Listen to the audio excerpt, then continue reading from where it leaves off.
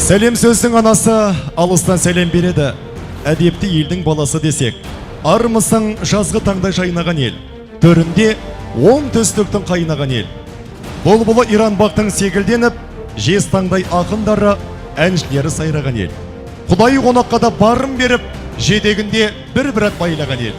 Келдім бүгін алдыңа жыр төккелі, көмейімді ағытайын гүлдеткелі.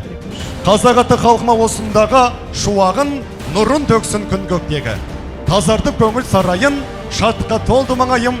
Ассалаумағалейкум, кеш жарық, тойға келген ағайы.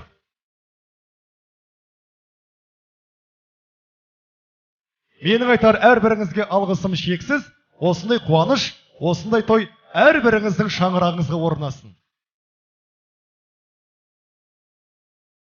Жан жарыңды сыйлағын бақты үшін балаңның, нағашыңды сыйлағын ақ сүті үшін анаңның деген сөз тегін айтылмаған.